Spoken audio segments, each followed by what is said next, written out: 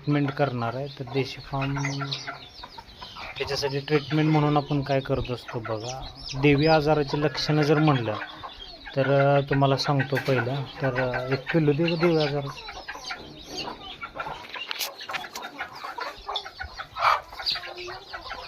तर या ठिकाणी बघा हे पिल्लू आहे देवीचं.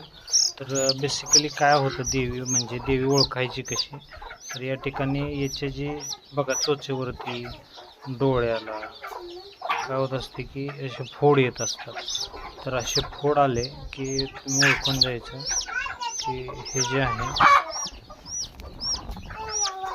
डोळ्यावरती बघा, डोळ्यावरती याच्या चोचेवरती असे फोड येतात.